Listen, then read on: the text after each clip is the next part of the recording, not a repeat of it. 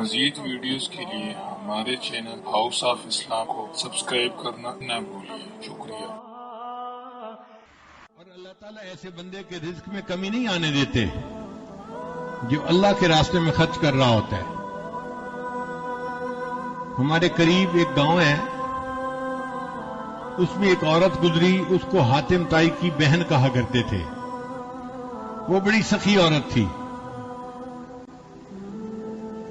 وہ اللہ کے راستے میں خوب خرچ کرتی تھی۔ اس کا خاوند بڑا ذمہ دار بھی تھا اور گاؤں کا نمبردار بھی تھا، اور وہ گاؤں بالکل سڑک کے کنارے تھا۔ اکثر لوگ وہاں بس سے اترتے اور پھر اندر جو ان کے گھر تھے ان گاؤں میں چلے جاتے تھے۔ اس نے دیکھا کہ سڑک پر لوگ بس کا انتظار کر رہے ہوتے ہیں، دھوپ میں کھڑے ہوتے ہیں، بارش میں کھڑے ہوتے ہیں، تو کیوں نہ ہو کہ میں یہاں پر کوئی سائے کی جگہ بنا دیتی ہوں تاکہ ان لوگوں کے لیے انتظار کرنا آسان۔ تو اس نے ایک کمرہ بنوا دیا، چھت ڈال دی، اور مہمانوں کو وہاں بیٹھنے کی، لیٹنے کی سہولت مل گئی۔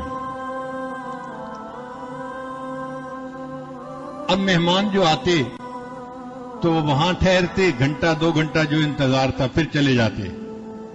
پھر اس کے ذہن میں خیال آیا ان لوگوں کو پانی پینے کا بندوبست بھی کرنا چاہیے، کچھ کھانا کھلانے کا بندوبست بھی کرنا چاہیے۔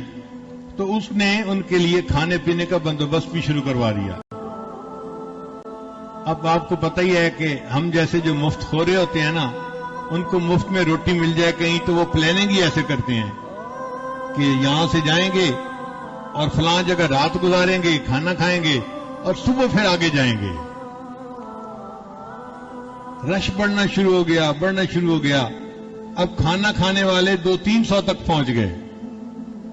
بات شروع ہوئی تھی 5-10 سے، اور اب انتظار گاہ میں 200-300 بندے ہوتے، مگر کھانا پکایا جاتا اور ان کو دیا جاتا۔ اب کچھ لوگ جو ہوتے ہیں نا، وہ بڑے خیر خواہ ہوتے ہیں، اللہ ہی ان سے نمٹے، ان بیچاروں کو ہضم نہیں ہوتا یہ سب کچھ۔ اب انہوں نے دیکھا کہ بھئی روزانہ اتنا پیسہ خرچ ہو رہا ہے، یہ عورت کھانا بنوا رہی ہے اور 200 بندوں کو کھانا کھلا رہی ہے۔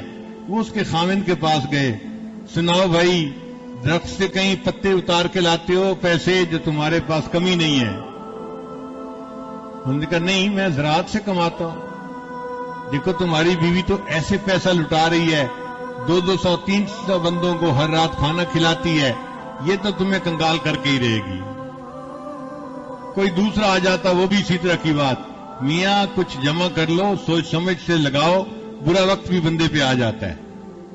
اب ادھر سے کوئی مشورہ، ادھر سے کوئی مشورہ، وہ بندہ اتنا تنگ آ گیا کہ ایک دن اس نے فیصلہ کر لیا کہ اب میں یہ مہمان خانہ جو ہے ختم کر دوں گا۔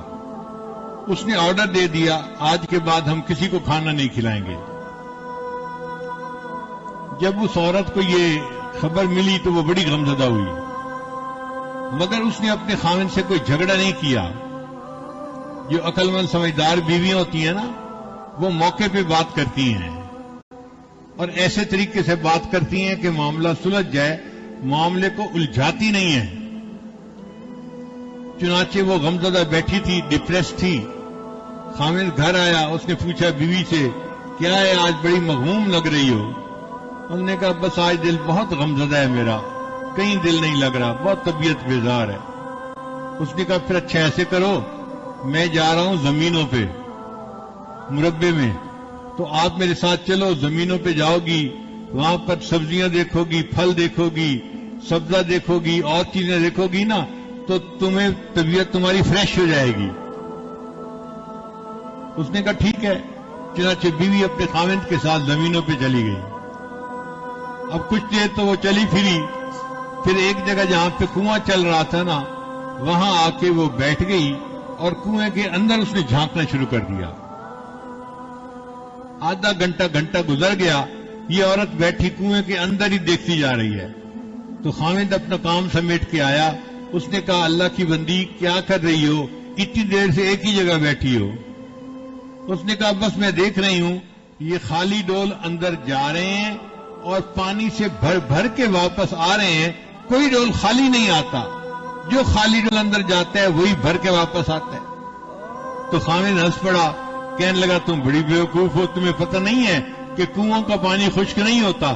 یہ ساری عمر بھی کنواں چلتا رہے، خالی ڈول جاتے رہیں گے، بھر بھر کے آتے رہیں گے، اللہ کنویں کا پانی اسی طرح رکھے گا، زمین سے اور پانی آتا رہے گا. اس نے کہا اچھا کنویں کبھی خشک نہیں ہوتے؟ اس نے کہا نہیں خشک نہیں ہوتے. اس نے کہا پھر اللہ نے تمہارے گھر میں بھی ایک کنواں جاری کر دیا تھا، تمہیں کیوں ڈر لگا کہ وہ کنواں خشک ہو جائے گا اور اس کا پانی ختم ہو جائے گا؟ خامد کو بات سمجھ آ گئی. اس نے فیصلہ کیا میں مہمان خانے کو چلاتا رہوں گا. وہ عورت جب تک زندہ رہی پوری زندگی 200-300 مہمانوں کا کھانا روزانہ کھلاتی رہی اور اللہ اس کے خامد کو رزق دیتا رہا.